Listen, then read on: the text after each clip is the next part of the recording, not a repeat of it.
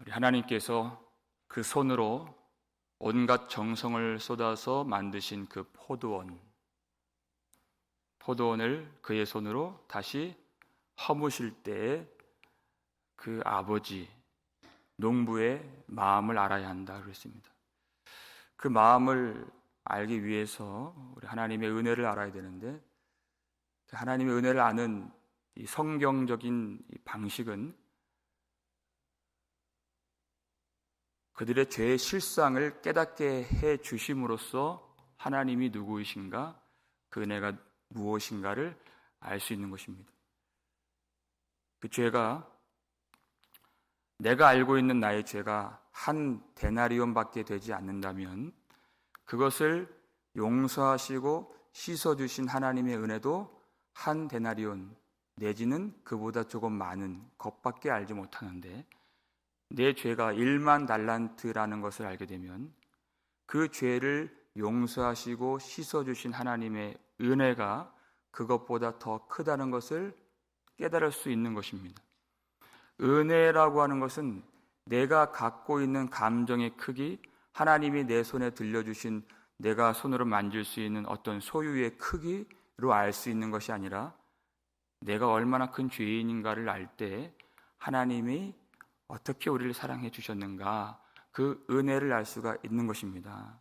죄가 더한 것에 은혜가 더욱 넘쳤나니 하는 로마서 5장 20절 말씀이 바로 그와 같은 말씀인 것입니다.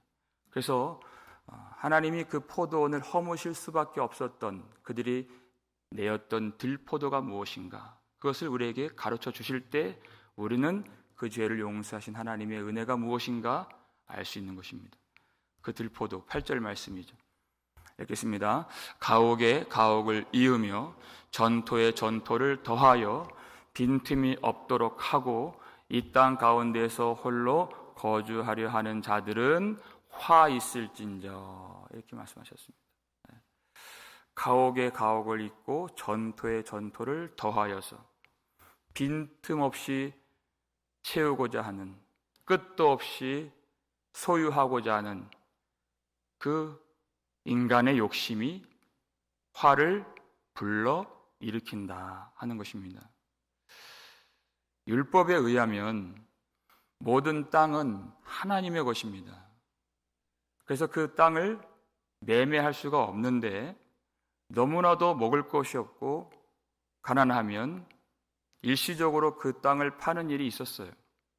그렇다 할지라도 희년이 되면 모든 땅은 하나님이 원래 정해주신 상속자에게로 돌려줘야 했던 것입니다.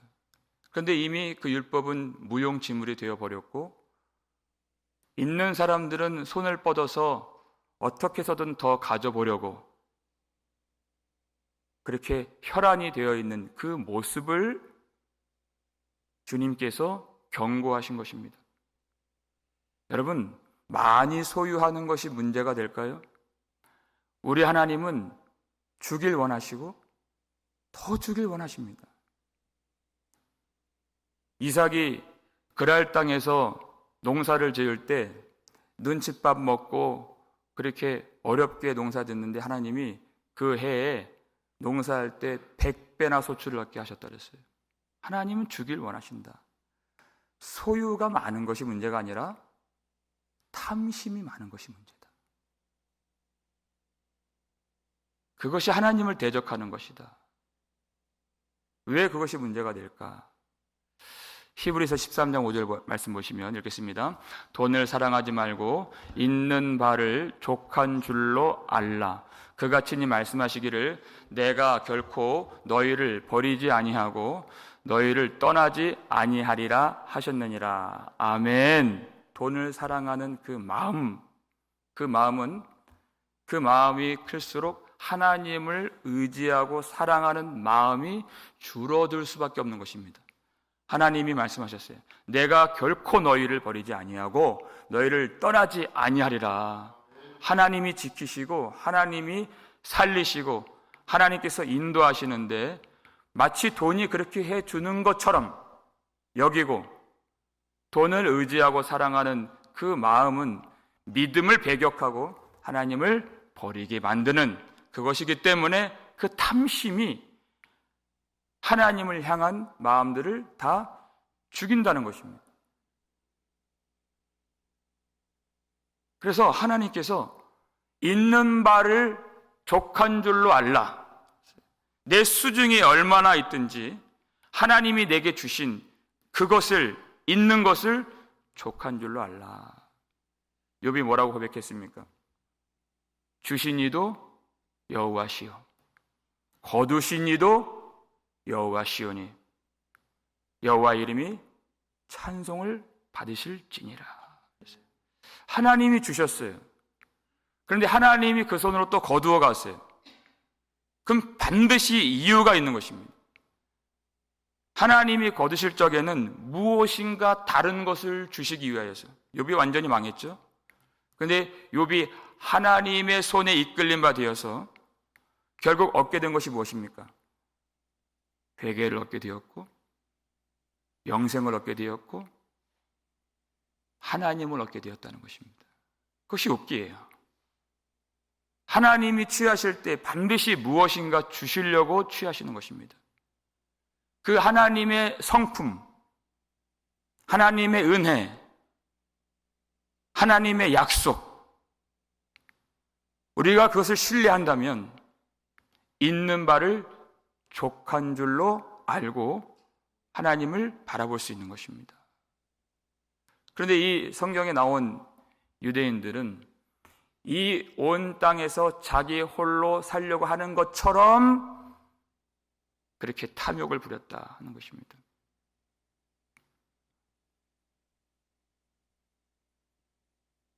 마치 이 세상에서 자기가 혼자 있는 것처럼, 그것은 하나님의 뜻을 정면으로 도전하고 그것과 충돌하는 행위인 것입니다.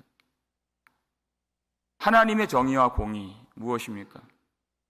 친구를 위하여 자기 목숨을 내어 주기까지 하는 것. 그래서 사도행전 20장에서도 주는 것이 받는 것보다 복이 있다 함을 기억하라. 그와 같은 우리 아버지의 성품을 닮은 그와 같은 세상과 구별된 삶을 살라고 요청하고 있어요. 우리 아버지와 같이 돕고 남을 위하고 공생하고 정의와 공의를 이 땅에 심는 그와 같은 삶인 것입니다.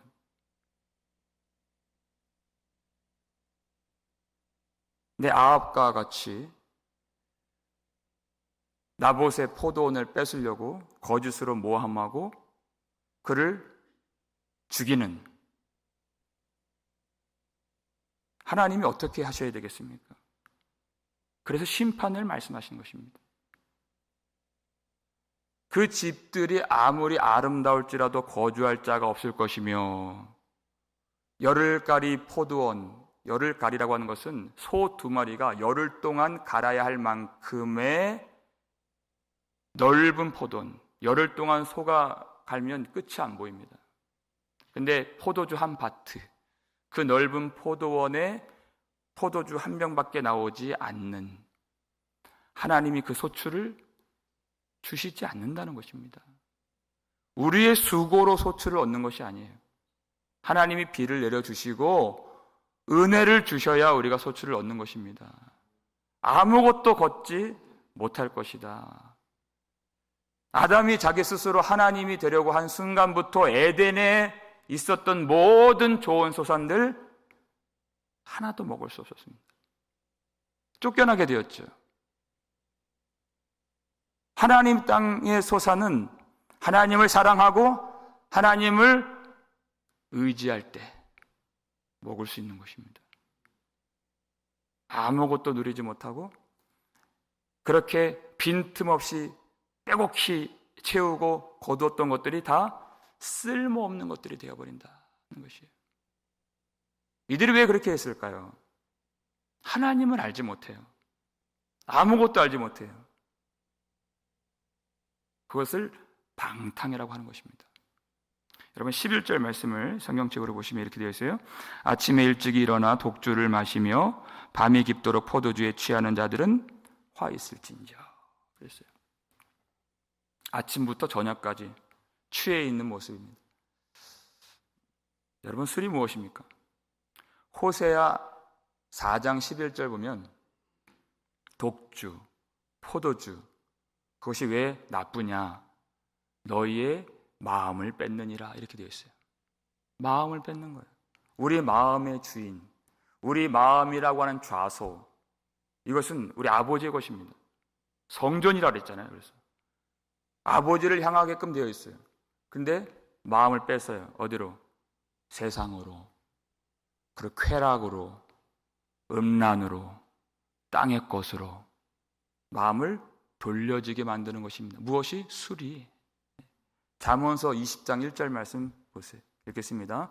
포도주는 거만하게 하는 것이요 독주는 떠들게 하는 것이라 이에 미혹되는 자마다 지혜가 없느니라. 아멘. 여러분 잠언을 쭉 읽어보면 미혹은 죽음입니다. 그냥 조금 안 좋다가 아니에요. 죽는 겁니다. 포도주는 거만하게 하는 것이다. 그러니까 잠언 기자 뭐라 그래요? 나중에 쳐다보지도 말라 그랬어요. 쳐다보지도 말라. 교만하게 하는 것이 왜? 하나님의 뜻을 알지 못하도록 만들기 때문이에요. 아니 그들이 심판받을 줄 알았다면 그렇게 했겠습니까? 모르니까 하는 거예요. 하나님이 하실 일이 뭔지 모르니까, 하나님이 누구신지 모르니까. 벨사살 왕이 큰 잔치를 벌였잖아요. 그러니까 고관 대작 1000명, 당시 가장 높은 지위를 갖고 있었던 1000명이 모여서 잔치를 벌일 정도로 크게 열었는데 거기에 그들이 술을 마셔요. 근데 그의 아버지 느부갓네살 왕이 예루살렘에서 탈취한 성전에서 거룩하게 아버지 앞에 제사 드릴 때 쓰임받았던 은, 금, 그릇, 기명들을 가지고 와라 명령해요. 거기에다 술을 부어 마시는 거예요. 근데 술을 마시는데 벽에 손가락이 나타나요. 메네메네 데겔 우바르신 이런 글씨를 써요. 해석해 주죠. 하나님이 오늘 이 나라를 끝내시겠다 그랬어요. 바벨론이 그 고대 근동을 다 지배했던 그 바벨론이 그날 끝났습니다. 벨사살 그날 죽었습니다. 역사에서 지워졌어요. 하나님의 뜻을 몰라요. 오늘 그것을 끝내신다는 그 뜻을 몰라요. 하나님의 말씀이 얼마나 많은 경고를 갖고 있습니까? 너희가 생각하지도 못한 때에 오시리라. 취해 있는 것이 12절 말씀 보세요. 모든 걸 다 갖추었어요. 모든 연회, 잔치를 벌였죠.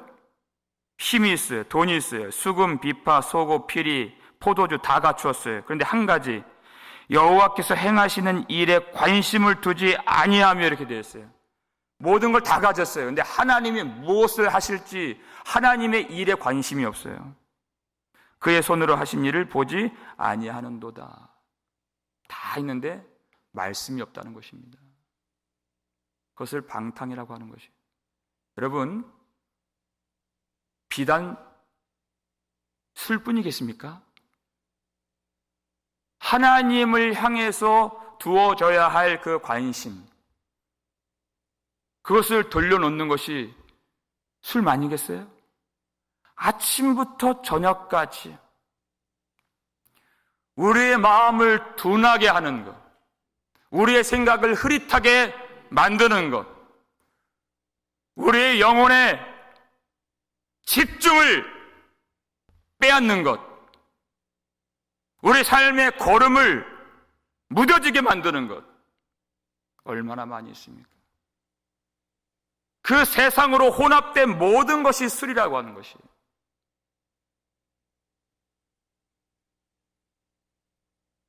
하나님을 의지하고 하나님께 돌려주고 하나님께 나아가야 할 인생들을 혼미하게 만들고 미혹하고 주저하게 만들고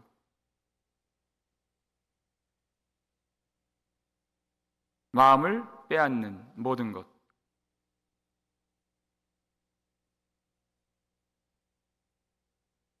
하나님의 일에 관심을 두지 못하게 하는 것, 오로지 나 자신의 즐거움에 취하게 만드는 그것이 우리를 망하게 만드는 것입니다. 그것을 방탕함이다, 이렇게 얘기해요. 여러분, 하나님이 우리에게 주신 참 귀한 선물이 바로 기쁨이요 즐거움이라고 하는 것입니다. 그런데 화는 뭐냐? 화라고 하는 것은 하나님이 아닌 다른 대상을 즐거워하는 것입니다. 그것이 화예요. 세상에 있는 것들, 내 육신을 만족시키는 것들, 그것을 즐거워하는 것입니다. 근데 복이라고 하는 것은 하나님만을 즐거워하는 것이에요. 그게 복이에요. 그러니까 성령을 충만하게 받은 사도들이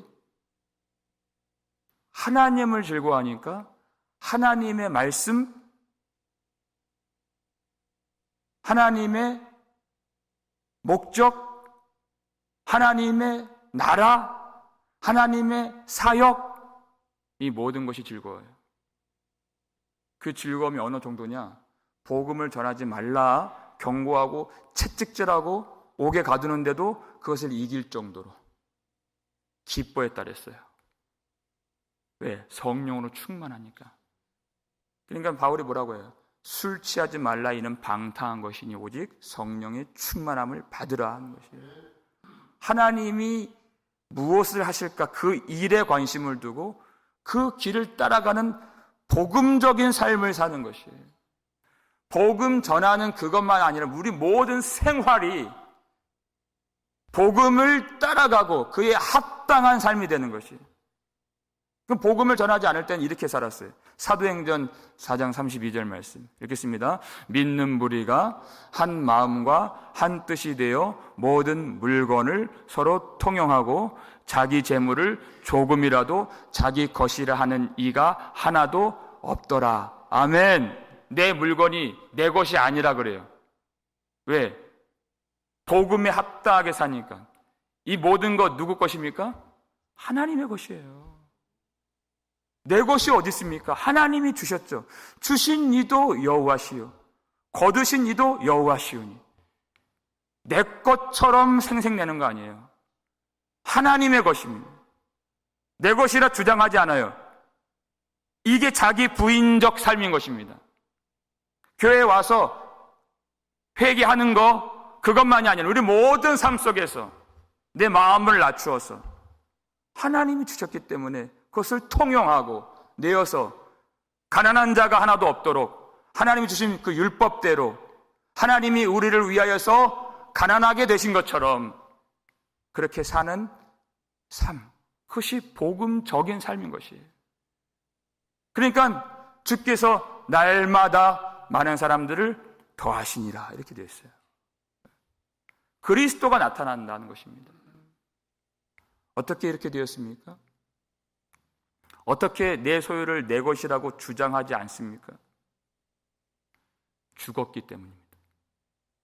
그것이 복음입니다. 노력하는 것이 아니에요. 애써서 그렇게 하려고 하는 것이 아니에요. 죽었습니다. 어디서요? 십자가죠. 갈라디아서 5장 24절 마지막 읽겠습니다. 그리스도 예수의 사람들은 육체와 함께 그 정욕과 탐심을 십자가에 못 박았느니라. 아멘. 이미 그렇게 된 것입니다. 예수님 십자가에서 왜 죽으셨습니까? 우리 정욕 때문에, 우리 탐심 때문에 죽으신 것이에요. 십자가에서 예수님 못 박히실 때 우리 정욕, 우리 탐심이 못 박힌 겁니다. 우리가 복음적인 삶을 사는 것은 그것은 내가 하고 싶지 않은데 억지로 그렇게 노력을 하는 것이 아니에요. 내가 죽었음을 아는 것입니다. 그 정욕과 탐심에서 내가 풀려난 자유를 누리는 것입니다. 그리스도 예수 안에 있는 성령의 생명의 법이 죄와 사망의 법에서 우리를 해방하였음을 우리가 누리는 것입니다.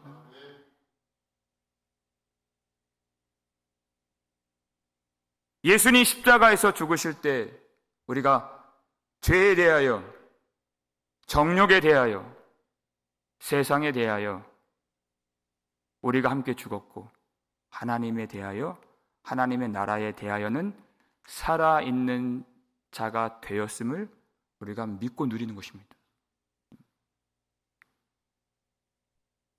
성령께서는 우리를 그렇게 인도해 주십니다. 성령의 생명의 법으로 이끌어 주십니다. 그래서 오로지 우리가 남은 인생을 살 때 나 자신을 위하여, 나의 쾌락을 위하여 살지 않고 오직 우리를 위하여 죽으시고 부활하신 예수 그리스도를 위하여 사는 성령의 즐거움을 누리게 하신다는 것입니다. 세상의 즐거움, 나를 위한 즐거움에서 하나님이 돌려주신 것이 십자가를 통하여서 세상에 대하여서는 죽은 자고 하나님에 대하여서는 살아있는 자로 그 생명의 즐거움을 누리도록 우리를 그 방향을 돌려주셨어요. 오직 예수 그리스도의 영광, 하나님의 나라를 위하여 살도록 만들어 주신 것입니다. 오늘 그와 같은 소원을 가지고 기도했으면 좋겠습니다. 하나님, 성령의 충만함을 주시옵소서. 하나님의 뜻을 알게 하여 주시옵고 하나님의 일에만 관심을 두게 하여 주시옵소서. 여호와의 뜻을 알지 못하여서 멸망하지 않도록 하나님, 여호와를 아는 지식, 하나님과 교제하는 능력 이 아침에 허락하여 주시옵소서. 예수 그리스도 안에서 모든 탐심과 방탕함으로 물들었던 우리 마음이 오늘 새롭게 되어서 오직 이제는 그 방향이 돌려져서 예수 그리스도 십자가의 복음과 하나님의 나라를 즐거워하고 누리고 또 전하여서 주님께서 기뻐하시는 열매를 맺어가는 제대로 된 그리스도인으로 살 수 있는 저 여러분 되실 수 있기를 주의 이름으로 축원합니다. 우리 아버지 하나님 감사를 드립니다. 오늘 이 아침에도 우리의 살 길과 방향을 알게 해주시고 성령께서 인도해 주셔서 감사합니다. 하나님, 탐심에 빠지지 않도록 도와주시고 방탕함에 빠지지 않도록 붙들어 주시옵소서. 아버지 하나님, 하실 일이 무엇인지 알지 못하여서 멸망하는 자 한 사람도 없도록 도와주시고 오늘 이 아침에 우리를 깨워주시고 이 말씀으로 우리를 인도하여 주셔서 하나님의 행하시는 그 일이 무엇인가, 하나님의 은혜가 무엇인가 우리가 깨닫고 우리 모든 즐거움을 우리 아버지께만 돌 수 있도록 도와주시옵소서. 마음을 빼앗고 우리의 영혼을 둔하게 만드는 것들로부터 우리를 해방시켜 주신 예수 그리스도 십자가를 붙들고 오늘 아침 성령의 충만함을 구하오니 하나님, 이 세상 그 어떤 것보다 더 아름다우신 우리 주 예수 그리스도의 그 은혜를 기뻐하며 즐거워하며 누리며 주는 것이 받는 것보다 복이 있다 하신 말씀 기억하면서 아버지 하나님, 성품 닮아가며 정의와 공의를 행할 수 있는 우리의 삶이 되게 하여 주시옵고 복음 증거하는 우리의 삶, 자기 부인적인 삶이 되어질 수 있도록 성령께서 오늘 이 아침 우리를 이끌어 주시옵고 기도하여서 하나님 그 같은 인생을 살도록 구할 때 하나님 우리에게 은혜를 주셔서 그 모든 인생 되어질 수 있도록 붙들어 주시옵소서. 우리 인생이 오직 하나님께서 기뻐하시는 열매 맺는 인생이 되기를 원합니다. 들포도 되지 아니하고 우리 대신 들포도가 되셔서 하나님 앞에 참 포도나무 가지가 되게 하신 그 은혜를 누릴 수 있도록 성령의 생명의 법으로 우리를 충만하게 채워 주시옵고 아버지 하나님을 영화롭게 하는 우리의 호흡, 우리의 삶의 모든 행위가 되어줄 수 있도록 주께서 허락하여 주시옵소서. 감사를 드리옵고 우리를 구속해 주신 예수 그리스도의 이름으로 축복하며 기도 올리옵나이다. 아멘.